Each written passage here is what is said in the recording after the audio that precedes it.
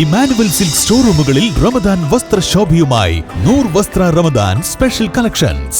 ചെറിയ പെരുന്നാളിന്റെ വലിയ സന്തോഷങ്ങൾ ഇമാനുവൽ സിൽക്സിനോടൊപ്പം ആവട്ടെ.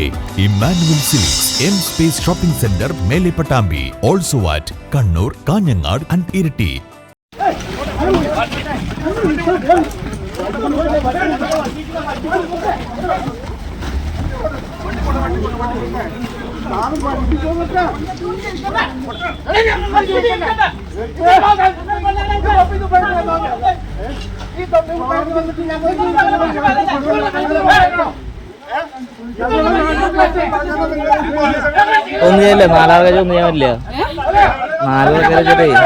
വർഷങ്ങളായി നാട്ടുകാരുടെ ശക്തമായ പ്രതിഷേധം നിലനിൽക്കുന്ന വരവൂർ തളി നടുവട്ടത്തെ മാംസമാലിന്യ സംസ്കരണ പ്ലാന്റിൽ ഒടുവിൽ ട്രയൽ റൺ നടന്നു. ഹൈക്കോടതിയുടെ കർശന ഉത്തരവിനെ തുടർന്ന് വൻ പോലീസ് സന്നാഹത്തിന്റെ കാവലിലാണ് പ്ലാന്റിൽ പ്രവർത്തനം ആരംഭിച്ചത്. പ്രതിഷേധവുമായി എത്തിയ UDF CPM പ്രവർത്തകരെ പോലീസ് തടഞ്ഞു നീക്കി. നാട്ടുകാരുടെ നീണ്ടകാലത്തെ എതിർപ്പിനെ മറികടന്നാണ് വരവൂർ തളി നടുവട്ടത്തെ പ്ലാന്റിൽ ട്രയൽ റൺ നടന്നത്.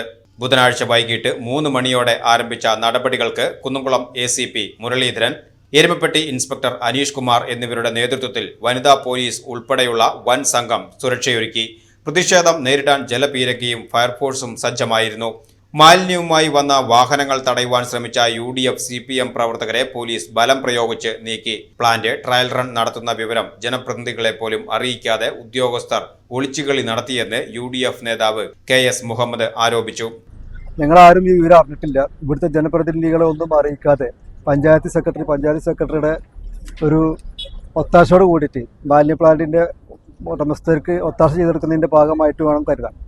കാരണം ഇവിടുത്തെ ജനപ്രതിനിധികളായിട്ടുള്ള വാർഡ് മെമ്പർമാർ പോലും അറിയിക്കാതെ ഈ ട്രയൽ റൺ അടിക്കുമ്പോൾ UDFന്റെ സമരരംഗത്തുള്ള ആളുകൾ നിലയ്ക്ക് എൻ്റെ പേരിലും മണ്ഡലം പ്രസിഡന്റ് മുസ്തഫയുടെ പേരിലും ഒരു നോട്ടീസ് അയച്ചിട്ടുണ്ടായിരുന്നു. ഞങ്ങൾ അതിൽ പ്രതിനിധികളായിട്ട് ഉൾപ്പെടുത്തിക്കൊണ്ട് ഞങ്ങളെ അറിയിക്കാതെ, ജനപ്രതിനിധികളെ അറിയിക്കാതെ പഞ്ചായത്ത് സെക്രട്ടറി നേതൃത്വത്തിൽ ഈ ട്രയൽ റൺ നടത്തുന്നതിൽ നിങ്ങൾക്ക് ആശങ്കയുണ്ട്. പഞ്ചായത്ത് സെക്രട്ടറി ഇതിന് ഒത്താശ ചെയ്ത് കൊടുക്കുക എന്നുള്ള ആശങ്കയുണ്ട്. ഇതിൻ്റെ ഉദ്യോഗസ്ഥന്മാരും എല്ലാവരും അതിന് ഒത്താശ ചെയ്ത് കൊടുക്കുക എന്നുള്ള ഒരു ആശങ്കയാണ് ഞങ്ങൾ മുന്നോട്ട് വെക്കുന്നത്. പ്ലാന്റിൽ നിന്നുള്ള രൂക്ഷമായ ദുർഗന്ധം ജനജീവിതം ദുസ്സഹമാക്കുമെന്നും നാട്ടുകാർക്കൊപ്പം നിന്ന് ശക്തമായ സമരം തുടരുമെന്നും CPIM ലോക്കൽ സെക്രട്ടറി ശങ്കരൻകുട്ടി വ്യക്തമാക്കി. കഴിഞ്ഞ 2021 മുതൽ പഞ്ചായത്ത് ലൈസൻസ് കൊടുക്കാതെയും ഇതുവരെയ്ക്ക് പഞ്ചായത്തിനകത്ത് നിന്ന് അതിന് വേണ്ട ആനുകൂല്യങ്ങളൊന്നും കിട്ടിയിട്ടില്ല. ഹൈക്കോടതി വിധിയെ മാനിച്ചുകൊണ്ടുള്ള നിയമാനുസരണം ലൈസൻസ് എന്തെങ്കിലും കൊടുത്തിട്ടുണ്ടായിരിക്കാം. അന്നും ഇന്ന് CPM അതിനെതിരാണ്, യാതൊരു തരത്തിൽ സംശയമില്ല. ഇന്ന് ഉദ്യോഗസ്ഥർ വന്നു. ഉദ്യോഗസ്ഥരെക്കാൾ ഇവിടെ നിൽക്കുന്ന ആൾക്കാരേക്കാൾ കൂടുതൽ പോലീസുകാരാണ്. ഹൈക്കോടതി വിധിയെ ഞങ്ങൾ മാനിക്കുകയാണ്. എന്നിരുന്നാലും ഞങ്ങൾക്കതിൽ ഈ സംരംഭം ഇവിടെ വരുന്നതിന് കാരണത്താൽ ജനങ്ങൾക്ക് ദോഷകരമാവുന്ന കാര്യം വരുമ്പോൾ ഞങ്ങൾക്ക് അതിനെ ശക്തമായി എതിർക്കും, യാതൊരു സംശയമില്ല. 365 ദിവസം പോലീസിനെ വെച്ചുകൊണ്ട് ഇതുപോലുള്ള ഒരു സംരംഭം തുടങ്ങാൻ സാധിക്കുമെന്ന് ഞങ്ങൾക്ക് തോന്നുന്നില്ല. എന്തായാലും ഈ സംരംഭം തുടർന്ന് നല്ല രീതിയിൽ ഇവർക്ക് പ്രവർത്തിക്കാൻ സാധിക്കില്ല എന്നുള്ള കാര്യം ഞങ്ങൾക്ക് തുടക്കത്തിലേ ബോധ്യമായി. ഇവിടെ ഒരു വണ്ടി കൊടുത്തിട്ടുണ്ടായിരുന്ന പള്ളിയുടെ മുമ്പിലാണ്. പള്ളിയുടെ മുമ്പിൽ നിസ്കരിക്കാൻ പോലും പറ്റാത്ത അവസ്ഥയിൽ അത്രയും മോശമായ രീതിയിലായിരുന്നു അവർ വാഹനങ്ങൾ വരുന്നത്. ഇതിനെങ്ങനെ ഉദ്യോഗസ്ഥ തലത്തിലുള്ള ആൾക്കാർ ലൈസൻസ് കൊടുത്തു എന്നുള്ളതാണ് നമുക്ക് മനസ്സിലാക്കാൻ സാധിക്കാത്തത്. എന്ത് തന്നെ ഇരുന്നാലും ഇത് തുടർന്ന് പ്രവർത്തിക്കാൻ, നല്ല രീതിയിൽ പ്രവർത്തിക്കില്ല എന്നുള്ള കാര്യം ആദ്യം തന്നെ നമുക്ക് എല്ലാവർക്കും ബോധ്യമായി. ഈ പ്രദേശത്തുള്ള എല്ലാവർക്കും ജീവിക്കാൻ പറ്റാത്തൊരവസ്ഥയാണ്. അതിന് ശക്തമായിട്ട് ഉദ്യോഗസ്ഥരെ ഞങ്ങളത് ബോധ്യപ്പെടുത്താം.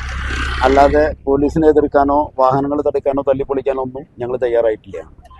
എന്തു തന്നെയായാലും CPM എന്നുള്ള പ്രസ്ഥാനം അത് നല്ല രീതിയിൽ നടക്കാൻ സാധിക്കാത്ത കാരണം കൊണ്ട് നമ്മൾ അതിനെ എതിർക്കുന്നുള്ള കാര്യത്തിൽ യാതൊരു സംശയമില്ല. പഞ്ചായത്ത് സെക്രട്ടറി ഉൾപ്പെടെയുള്ള വിവിധ വകുപ്പ് ഉദ്യോഗസ്ഥരുടെ സാന്നിധ്യത്തിൽ രാത്രിയിലും പോലീസ് കാവലിൽ പ്ലാന്റിന്റെ പ്രവർത്തനം തുടർന്നു.